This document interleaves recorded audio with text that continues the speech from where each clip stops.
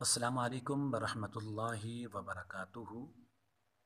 اردو وظائف چینل میں قاری محمد شوکت علی آپ تمام دوستوں کو ایک بار پھر خوش آمدید کہتا ہے۔ امید کرتا ہوں کہ آپ تمام لوگ خیر و عافیت سے ہوں گے، خوش اور خرم ہوں گے۔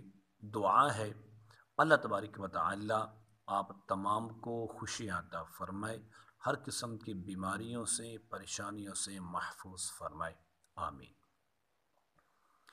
آج کی اس ویڈیو میں کینسر، شوگر اور اس کے علاوہ بے شمار بیماریوں کا شافی علاج کا وظیفہ۔ سیدنا حضرت ایوب علیہ السلام اللہ کے نبی ہیں، اللہ کے پیغمبر ہیں، اللہ کے رسول ہیں۔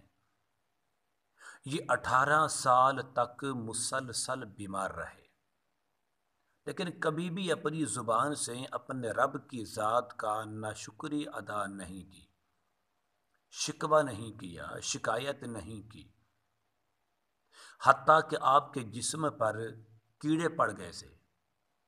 اگر کوئی کیڑا آپ کے جسم سے گر جاتا تو آپ اس کو اٹھا کر وہیں رکھ دیتے اور ساتھ یہ بھی کہتے کہ تیرا رزق میرے رب نے میرا جسم رکھا ہے، تجھے یہ رزق اس وقت تک ملتا رہے گا جب تک کہ میرا رب خود میرے اوپر مہربانی نہ فرما دے، مجھے شفا نہ عطا کر دے۔ تو ایک دن 18 سال گزرنے کے بعد اللہ تبارک و تعالی نے حضرت ایوب علیہ السلام کو ایک دعا سکھائی۔ یہ سورت انبیاء پارہ نمبر 17 آیت نمبر 83 یعنی 83 میں وہ دعا مانگی۔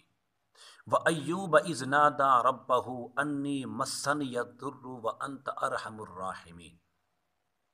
فرمایا کہ اس وقت کو یاد کرو کہ جب حضرت ایوب نے اپنے رب کو پکارا کہ اے میرے رب، مجھے تکلیف پہنچی ہے، مجھے بیماری پہنچی ہے، انی مسنی الضر کہ مجھے تکلیف پہنچی ہے، وانت ارحم الراحمین اور تو بہتر تکلیفوں کو دور کرنے والا ہے، تو بہتر طریقے سے بیماریوں کو دور کرنے والا ہے، تو میری بیماری کو دور فرما۔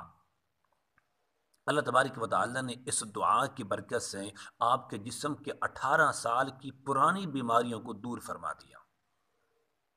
اگر کوئی شخص اس آیت کریمہ کو اتنا حصہ رب انی مسنی الضر وانت ارحم الراحمین صبح اور شام 21 بار پڑھ کر، اول اور آخر درود شریف پڑھ کر، ایک گلاس پانی پر دم کر کے کینسر کے مریض، شوگر کے مریض اور اس کے علاوہ جتنی قسم کے مرضیں ہیں، اگر ان تمام مریضوں کو 21 دن تک پلا دیا جائے تو انشاءاللہ ہر قسم کی بیماری سے، ہر قسم کی تکلیف سے اس مریض کو شفا ملے گی۔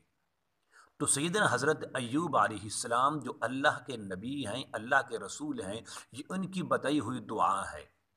تو اللہ کے نبی کی بتائی ہوئی دعا میں اثر کیوں نہیں ہوگا؟ یقین ہونا چاہیے، اور یقین کامل کے ساتھ اس عمل کو کیجیے، صرف 21 دن۔ اس لیے کہتے ہیں کہ شوگر کا علاج نہیں ہے، یہ علاج ہے تو چند دنوں کا عمل کرتا ہے، اثر کرتا ہے، پھر وہی بیماری۔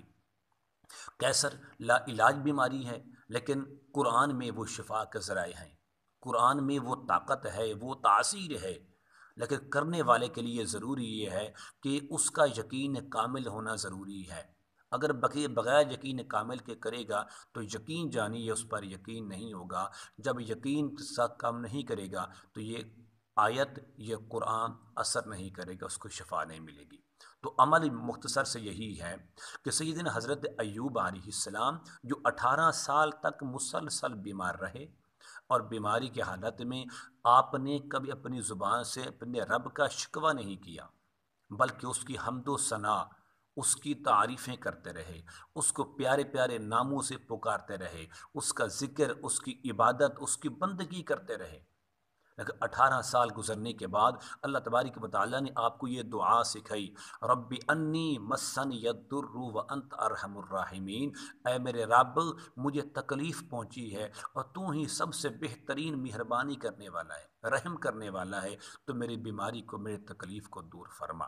تو آپ نے 21 دن یہ عمل کرنا ہے، اور 21 مرتبہ صبح اور 21 مرتبہ شام کو اس آیت کریمہ کو پڑھ کر اول اور آخر ساتھ ساتھ بعد درود شریف پڑھ کر آپ اس مریض کو پلائیں جس پر کینسر کا مرض ہے یا شوگر وغیرہ ہے یا بلڈ پریشر کا مرض ہے یا دیگر جتنے بھی امراض ہیں، ان کو 21 دن پلائیں، تو انشاءاللہ اس پر تاثیر آیت کریمہ کی برکت سے اللہ تبارک و تعالیٰ ان کو شفاء کلی عطا فرما دیں گے۔